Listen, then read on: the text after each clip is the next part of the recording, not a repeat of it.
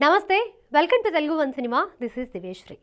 అతను తెరపై కనిపిస్తే చాలు థియేటర్లో నవ్వులే నవ్వులు. ఆఖరికి ఏదైనా వేదికపై కనిపించినా కేరింతలు వినిపిస్తాయి. ఒక స్టార్ హీరోకి ఏమాత్రం తగ్గని ఫాలోయింగ్ అతని సొంతం. అతనే నవ్వుల చక్రవర్తి బ్రహ్మానందం. తెలుగువారు మంచి హాస్యప్రియులు అనే విషయం అందరికీ తెలిసిందే. కామెడీని ఏ రూపంలో ఉన్నా అది ఎవరు చేసినా ఆస్వాదిస్తారు. అందులోనూ బ్రహ్మానందం పండించే కామెడీ పూర్తిగా విభిన్నం. తన డైలాగులతోనే కాదు, తన బాడీ లాంగ్వేజ్తో కూడా నవ్వు తెప్పించగల నటుడు. అంతేకాదు, ఎలాంటి డైలాగ్ చెప్పకుండా తన ఎక్స్ప్రెషన్స్తోనే ప్రేక్షకుల్ని నవ్వించగల సమర్థుడు బ్రహ్మానందం. తన 40 సంవత్సరాల సినీ కెరీర్లో 1250కి పైగా సినిమాల్లో హాస్య పాత్రలు పోషించారు.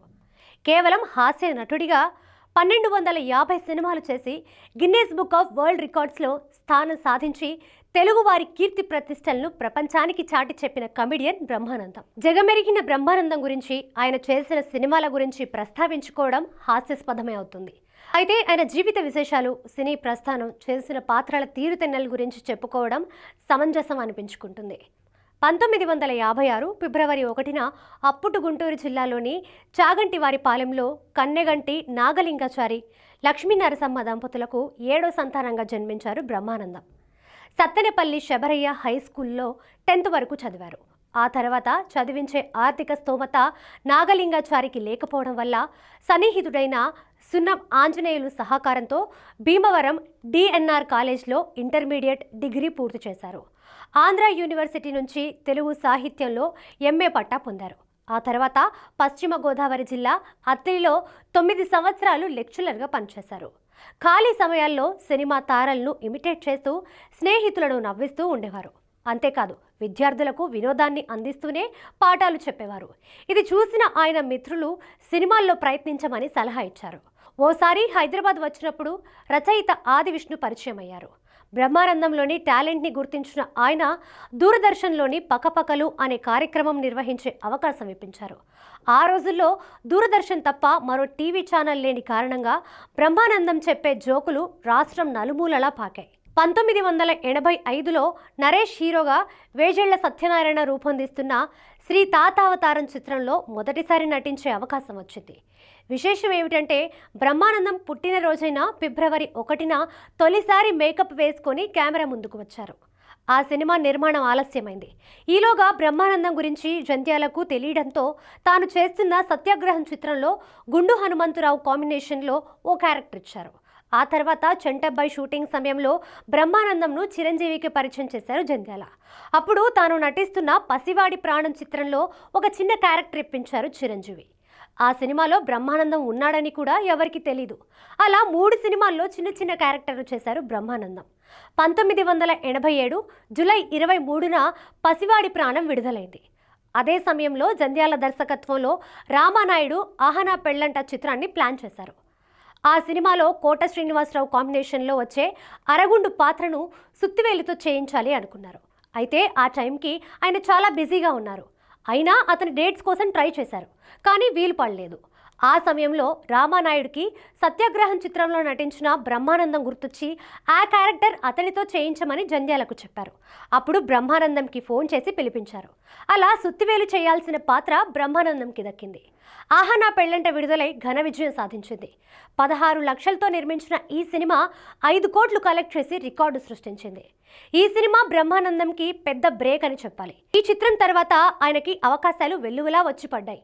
1992లో వచ్చిన చిత్రం బళారే విచిత్రం సినిమాతో బ్రహ్మానందం కెరీర్ తారాస్థాయికి చేరింది. సంవత్సరానికి 30కి పైగా సినిమాలు చేస్తూ బిజీ కమెడియన్ అయిపోయారు. హీరో ఎవరైనా బ్రహ్మానందం మాత్రం సినిమాలో కామన్ అనే స్థాయికి ఆయన కెరీర్ ఎదిగింది.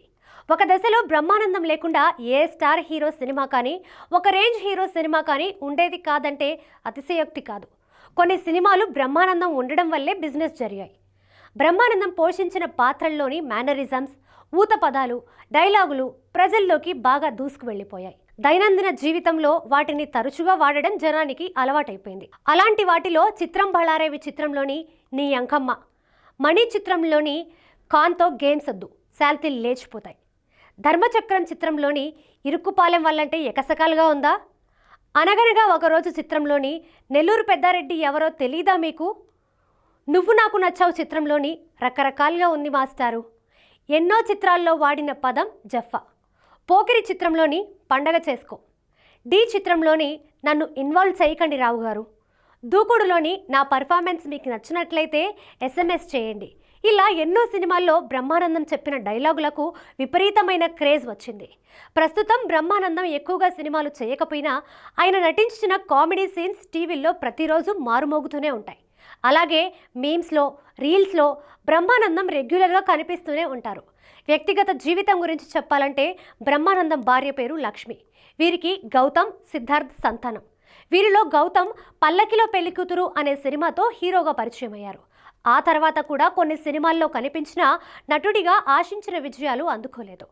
ఇక బ్రహ్మానందం విషయానికి వస్తే 40 సంవత్సరాలుగా ఆయన చేస్తున్న క్యారెక్టర్స్ ప్రేక్షకులకి బోర్ కొట్టాయని చెప్పొచ్చు. ఒక విధంగా 2000 సంవత్సరంలో సునీల్ ఎంటర్ అయిన తర్వాత బ్రహ్మానందం కెరీర్ కాస్త మందగించింది. సునీల్ తన డిఫరెంట్ కామెడీతో, డైలాగ్ మాడ్యులేషన్తో ఆడియన్స్ని విపరీతంగా ఆకట్టుకున్నారు. అయితే ఆ సమయంలో శ్రీను వైట్ల దర్శకత్వంలో వచ్చిన డి చిత్రం బ్రహ్మానందంకి మరో బ్రేక్ ఇచ్చింది. ఆ తర్వాత సునీల్ తన కామెడీతో అలరిస్తున్నప్పటికీ మరోపక్క బ్రహ్మానందం కూడా తన హవా కొనసాగించారు. ఇప్పుడు ట్రెండ్ పూర్తిగా మారిపోయింది. కొత్త తరం కామెడీ యాక్టర్స్ ఇండస్ట్రీకి వస్తున్నారు. దాంతో బ్రహ్మానందం ప్రాధాన్యం పూర్తిగా తగ్గిపోయింది. అందుకే సినిమాలకు దూరంగా ఉంటూ విశ్రాంతి తీసుకుంటున్నారు.